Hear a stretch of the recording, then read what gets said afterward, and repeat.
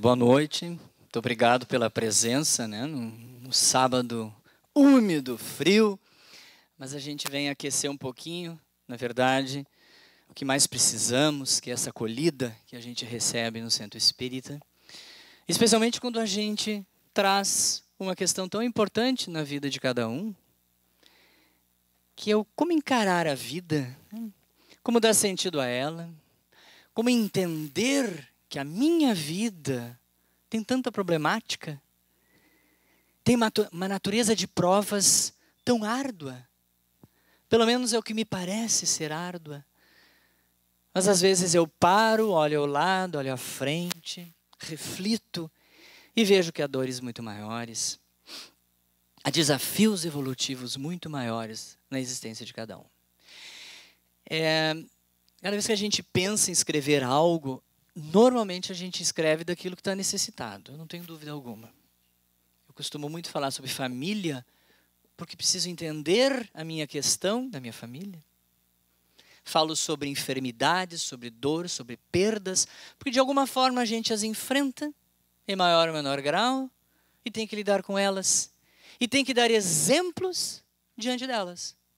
Especialmente nós que lidamos com a área médica, que vemos à nossa frente aquele que traz seus padecimentos, e na imensa maioria das vezes não são físicos, são na esfera das outras dimensões do adoecimento. São emocionais, são sociais, são espirituais, e aí vai.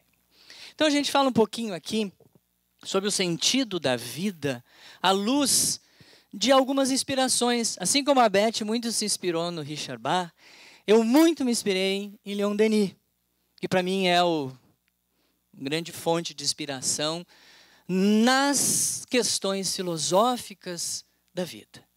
Um dos livros mais importantes, talvez o livro que mais me marcou até hoje, que eu li na minha vida, que é um dos mais importantes livros doutrinários espíritas, é exatamente o livro dele, O Problema do Ser, do Destino e da Dor, livro que muito estudamos no ESD, na nossa formação inicial dentro do Espiritismo, e que é um compêndio importantíssimo sobre essa filosofia sobre a dor. Diz ele logo no início, fala-nos: homem, meu irmão, vou vir para cá para vocês chegarem melhor, tem fé em teu destino, porque ele é grande, confia nas amplas perspectivas, porque ele põe em teu pensamento a energia necessária para enfrentar os ventos e as tempestades do mundo. Não viemos ainda, não renascemos ainda para não enfrentar as diversas necessidades próprias da evolução do nosso espírito. Como a gente fala muito da natureza de provas que estamos a vivenciar. O Espiritismo nos fala profundamente desta lei, de uma lei circular, e nos fala do destino das nossas vidas, que é básico, é fundamental do entendimento, da compreensão da nossa natureza, que vai sendo lapidada, como a Beth falou, e nós vamos ao cabo de muitas encarnações e dentro de uma única, nos melhorando. Nós precisamos entender, através dessas leis, o sentido, muitas vezes, das nossas dores. Essa lei circular fala da imortalidade.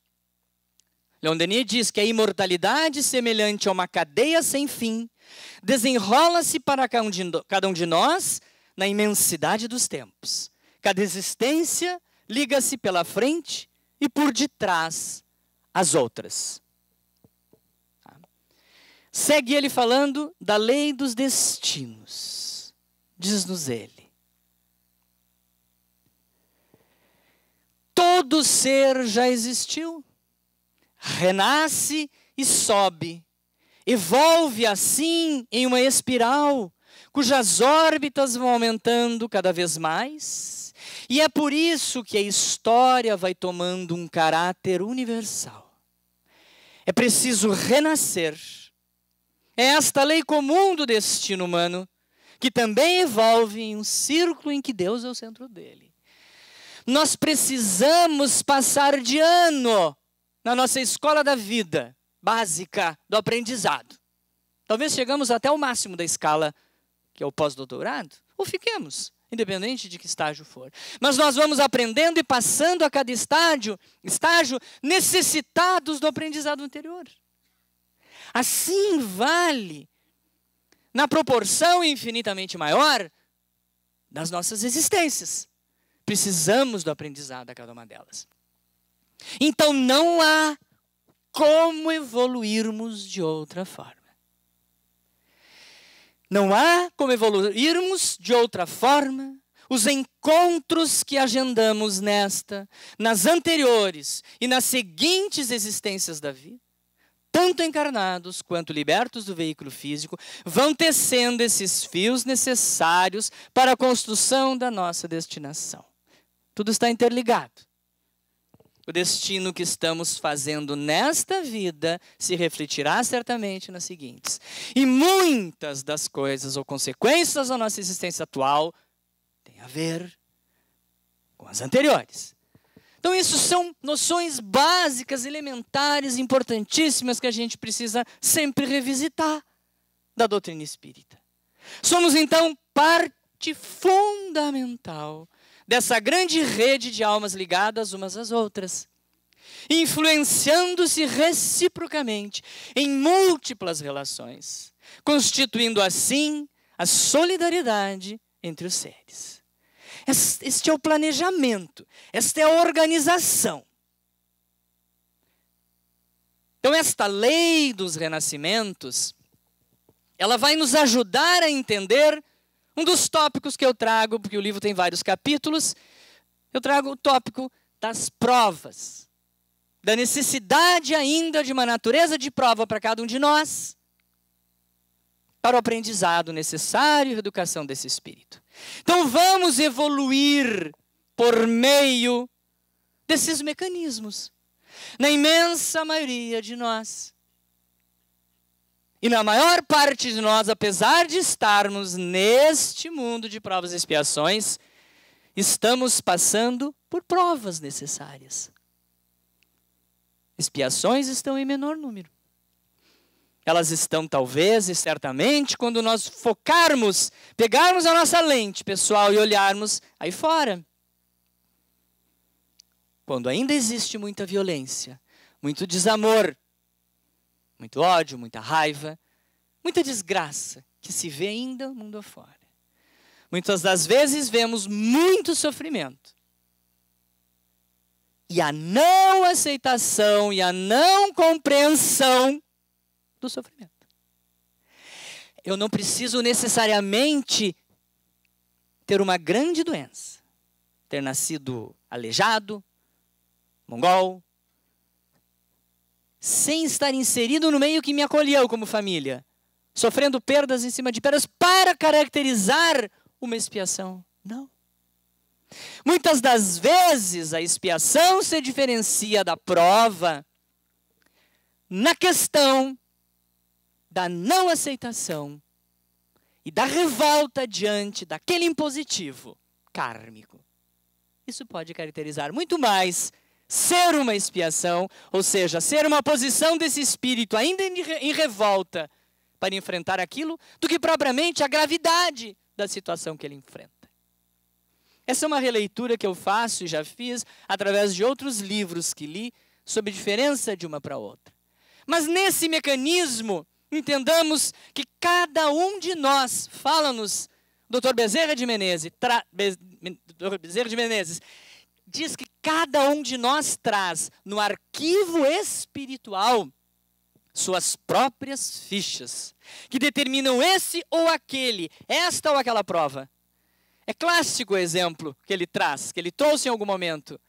Um grande arquivo antigo de metal, cheio de pastas de papel, aonde ali colocamos documentos. Nesse simbolismo, nessa metáfora, representa que neste arquivo estão ali as provas do Carlos, do Paulo, da Beth, do João, da Maria, necessárias a cada um passar. Mas que a misericórdia, ela é tão maravilhosa, a misericórdia divina, e sabe das nossas limitações, e sabe daquilo que ainda temos a resgatar, faz o que diz Dr. Bezerra. Por isso, o mal que nos aflige, ou que te aflige hoje, não é senão uma pequena parte, uma pequena cota, uma pequena reminiscência do passado, que essa misericórdia divina parcelou, a fim de que esse débito, tão longo ainda, tão grande, não pesasse tanto em nossas costas e comprometesse a chance da gente acertar, ser um pouco melhor, refazer um pouco mais a nossa história. Então, a misericórdia divina coloca-nos esses pequenos débitos. Para esses débitos acumulados ao longo das sucessivas vidas da alma, parcelados a exemplo do que ocorre, aqui eu cito com financiamentos que a gente faz tantas vezes na vida, 12 vezes, etc. Ele faz para que, dessa forma, convocados que somos, muito mais convidados amorosamente a saudá-los. Então, nos coloca parcialmente, em parcelas, aquilo que realmente poderemos conseguir. Agora, toda vez que a gente aceita, quando nós somos capazes de aceitar esse convite para vivenciar alguma dor, alguma enfermidade, por exemplo, se nós aceitamos esse convite através dessa lei tão ampla que justifica tudo, justiça, amor e caridade, para cumprir com o nosso dever de evoluir, tanto com os erros quanto com os acertos, certamente a maior parte de nós está evoluindo nesse planeta moralmente, através desse mecanismo de prova. Faz parte da evolução de todos nós, gente. Nem aqui eu coloco nesse slide seguinte, nem Leon Denis, que morreu com 80 e poucos anos já cego, nem Chico Xavier, nem os grandes mártires da nossa história, nem Paulo foi protegido ou foi privado de dor e sofrer. Então isso faz parte. São necessárias essas reparações à nossa evolução, na medida em que vivenciaram perdas de entes queridos, enfermidades corporais, privações de toda ordem, financeiras, preconceitos, discriminações, em suas longas vidas. Estes mártires, essas pessoas que nós ouvimos, que nós hoje lemos os livros e nós nos inspiramos, imagina nós, em maior ou menor grau, em algum momento, sim, estamos sendo chamados a isso. Então essa lei do renascimento fala-nos que a natureza de nossas aflições pode ter se originado do quê? Na imensa maioria das vezes, é essa a explicação. A natureza das nossas aflições tem origem nos desajustes, nos desequilíbrios, no mau uso de muitas das nossas faculdades ao longo dessa vida. A inteligência foi uma delas, que desviou do caminho do bem, muitas pessoas que poderiam ter o acesso à inteligência, a capacidade, não o fizeram para o bem. Grandes mentes da nossa história humana criaram bombas, né? Lá no nazismo, as atrocidades que fizeram, quantos avanços tecnológicos hoje na medicina são utilizados com outra visão. Muitas vezes utilizamos os nossos sentimentos, as nossas faculdades sexuais, morais, emocionais em desalinho do passado ou atual. Este mau uso tem repercussões diretamente em nós. E cada vez mais estudamos, e cada vez mais se comprova a ligação direta, sentimento, corpo, pensamento, célula. É a mesma coisa que se eu tenho um botãozinho de um plug aqui, um botão que desliga essa luz dessa sala, automaticamente ele desliga a luz da sala ao lado. Porque elas estão interconectadas. Tudo em nós, sem sombra de dúvida, vai repercutir no todo que somos. Quando reencarnamos, escolhemos a generalidade de nossas provas. Isso significa trabalhar um gênero que nos faculte um êxito na escola da vida. Durante toda a nossa vida, onde quer que nos coloquemos na condição de escolha, como encarnados, estaremos sendo convidados a agir conforme o gênero das provas que escolhamos nessa existência. Muitos de nós não sabemos, desconhecemos, porque não temos a faculdade mediúnica de saber o que fizemos nas vidas anteriores, mas a maior parte de nós, gente, nesse estágio evolutivo que estamos, muitos de nós podemos escolher essa natureza, sabedores do quanto poderemos ter êxito nela. E quando a gente reencarna sempre com auxílio, sempre com ajuda. E todo um escopo de aprendizado que tivemos antes de voltar. Aquele que tem em seu pensamento e em seu coração uma fé ardente, uma confiança absoluta no futuro e uma certeza que o eleva, esse está, segundo Leon Denis, encoraçado contra a dor. Nós reencarnamos com estas ferramentas, com estas roupagens, com esses utensílios, com esses recursos, para nos ajudar a superar essas dificuldades. Isso para todos, gente. Mesmo aqueles que estão vindo aqui compulsoriamente, sem direito de escolha e sem direito de adiamento. Então não reencarnamos sozinhos para mais essa empreitada. Há muitos amigos que do mundo invisível direcionam suas intenções e vibrações, nos socorrendo, nos intuindo a continuar confiantes na edificação do maior projeto da existência humana, que é a nossa vida. Isso o Espiritismo nos traz de consolo. Talvez a gente não encontre. Quantos de nós aqui, antes de sermos espíritas, somos católicos, evangélicos, ou judeus, que tínhamos uma outra visão, não nos colocavam isso tão claramente.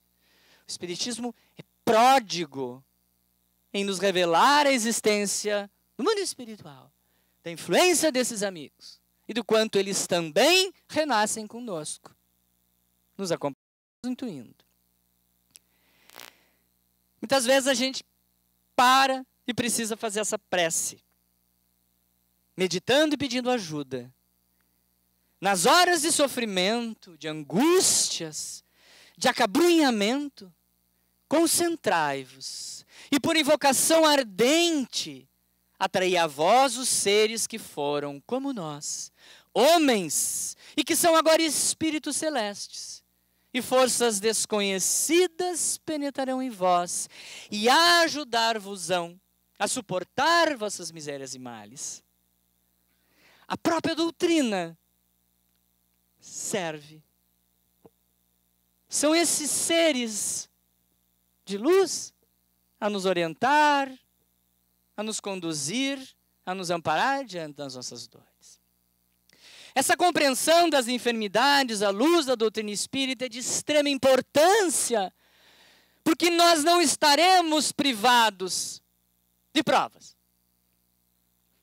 Na maioria das vezes, não falando nem do ponto de vista espírita, mas na maioria das vezes, somos sofredores de doenças físicas, somos portadores de enfermidades mentais. Raro de nós, em algum momento da nossa existência, a caminho de todos os ciclos da vida, vamos passar por elas. Isso faz parte.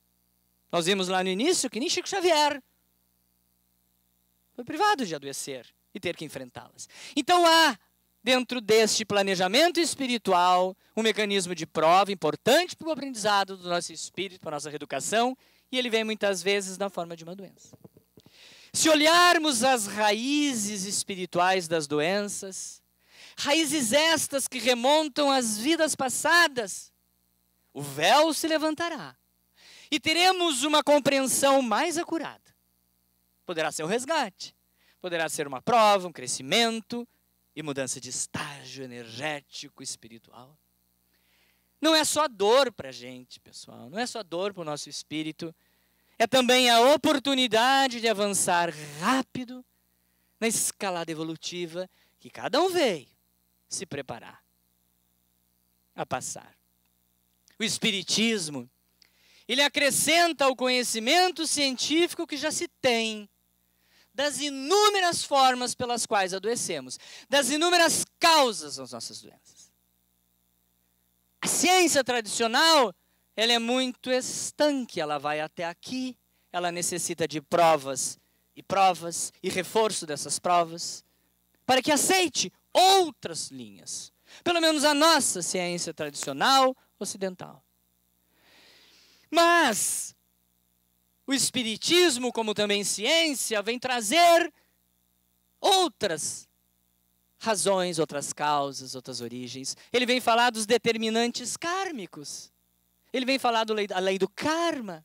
Ele vem falar então destas provas, ele vem falar das expiações, que também vão gerar as predisposições a nós adoecermos, gente.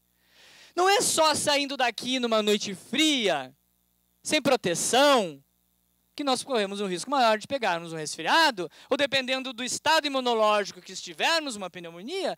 Não é só isso que causa doença. Não é só essa imprevidência nossa de não nos cuidarmos e pegarmos uma doença. Mas também o que trazemos no nosso psiquismo, na nossa estrutura genética e espiritual, de predisposição ao adoecimento. Não é um determinismo obrigatório. Eu não nasço obrigatoriamente dizendo tu vais desenvolver câncer, seja bom, seja mal, faço bem, faço mal, independente do que tu faça.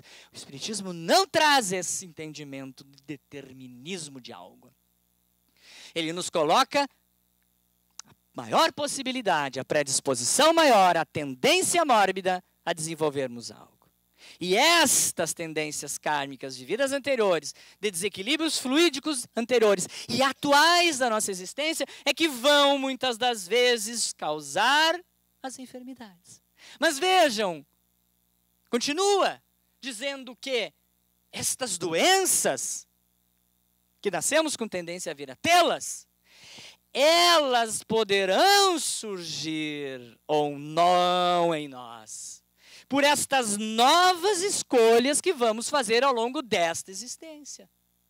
São as nossas escolhas, através do nosso aprendizado, através da evolução da nossa natureza, da melhora, da lapidação dos nossos sentimentos, da capacidade que temos de lidar melhor com o ódio, com a revolta, com a mágoa, com o ressentimento.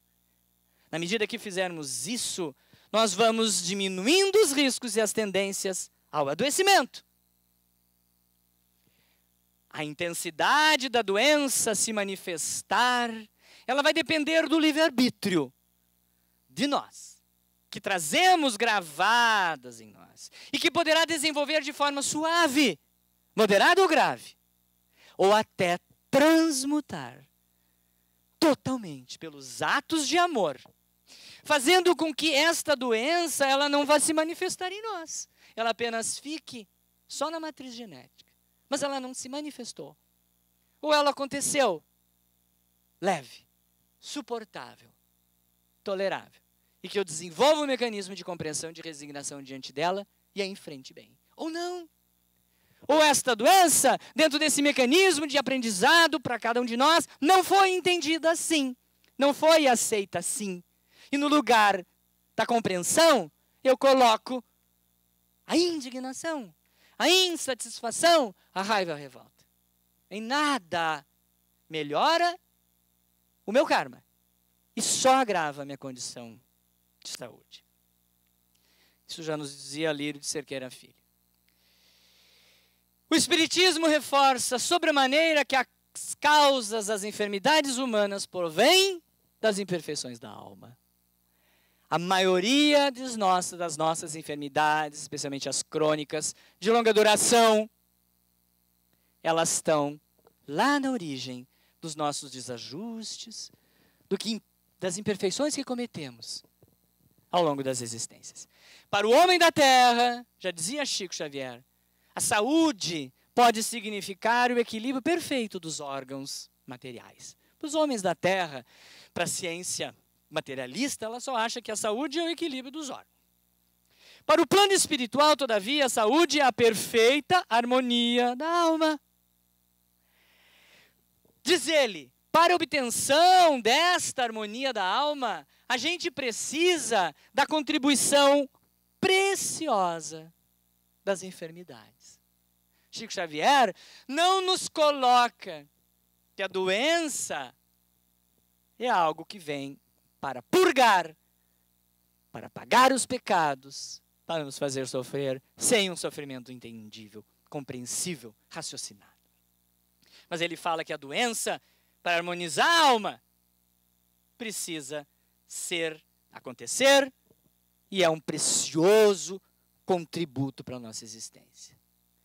A doença, que na cultura oriental é vista como um caminho de purificação, no Espiritismo é uma sinalização basilar que contribui determinantemente no processo de educação do espírito.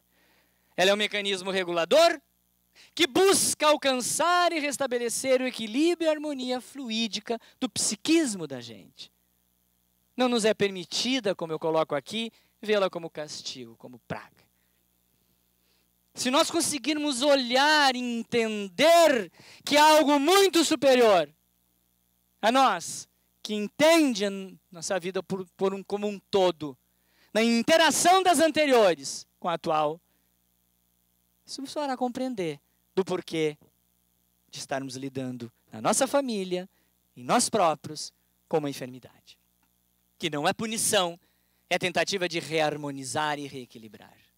As enfermidades, quando nos atingem, independentemente de serem por invigilância ou por nossa própria imprudência, quanto aos cuidados e aconselhamentos médicos, precisam ser compreendidas e elaboradas. Porque se nós nos revoltarmos, nos indignarmos, em nada vamos melhorar o nosso estado de saúde. Há inúmeros estudos mostrando que o estado psíquico de raiva, de rancor, de hostilidade diante do que for, só prejudica o equilíbrio de cada célula e cada tecido.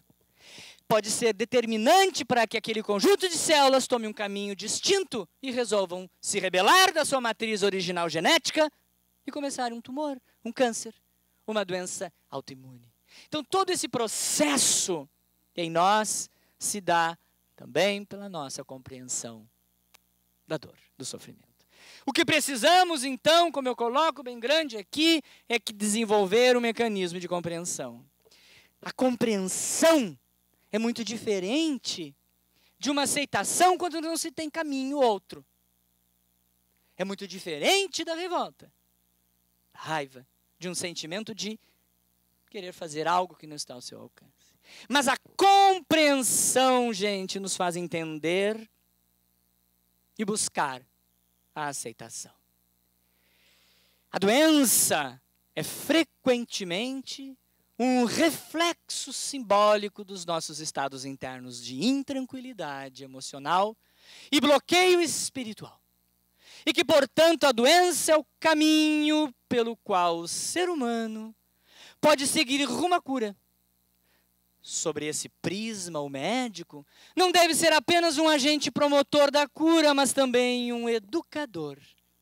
Já nos falava Marcos Patera, que é um colega espírita lá da Paraíba. A gente é o próprio educador. Nós somos os próprios médicos de nós próprios. Está em nós encontrar o remédio para o alívio das dores na nossa própria alma. Então vai ser, gente, talvez não, certamente, por esse caminho da renovação moral. Não é o caminho da riqueza, da fama, da beleza, do poder. Até podem estar presentes. Mas se não houver uma renovação moral e esforços nossos para o restabelecimento das virtudes preconizadas por Jesus, só assim o homem terá condições de imprimir em seu organismo físico novo direcionamento de harmonia com as leis divinas. E esta é a oportunidade maior do que nenhuma outra nas vidas que tivemos. Dessa tamanha dimensão da compreensão que temos hoje. Porque o Espiritismo hoje está nos nossos smartphones, nos nossos tablets, no computador, está na nossa cabeça, está no rádio, está em tudo. Ele chega até nós hoje com uma facilidade imensa. A compreensão O conhecimento bate em nossa porta, mesmo que a gente não queira abri-la, cada vez mais. Então a gente tem hoje muito mais ciência, consciência e responsabilidade de buscar a renovação das nossas virtudes morais. Nós vamos finalizando. Eu gosto sempre de colocar uma musiquinha para ficar um ambiente. E eu quero passar 2 mensagens de Leon Denis para encerrarmos, nos preparando também para a finalização do nosso encontro. Depois teremos perguntas, mas que vamos então finalizar com isso.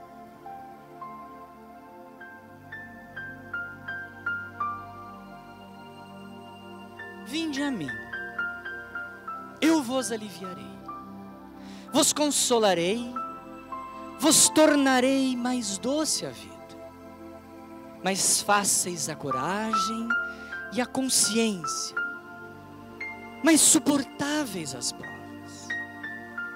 Povoarei de bastante claridade vosso caminho escuro e tortuoso.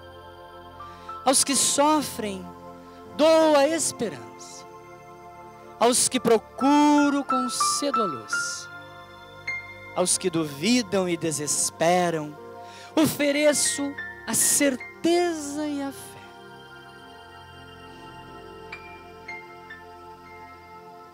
Sede irmãos, ajudai-vos, sustentai-vos na vossa marcha coletiva. Vosso alvo é mais elevado que o desta vida material e transitória, pois consiste nesse futuro espiritual, que deve reunir-vos todos como membros de uma só família, ao abrigo de inquietações, de necessidades e males inumeráveis. Procurai, portanto, merecê-los por vossos esforços e trabalhos. Esse Jesus que nos chama carinhosamente para renovarmos os nossos sentimentos, os nossos propósitos morais. É a fonte, é a origem de tudo, é o consolo para entendermos a natureza de provas, entendermos os desafios evolutivos que cada um passa nessa existência e darmos um sentido à nossa vida. É Ele que buscamos sempre, está sempre conosco, a nos apoiar.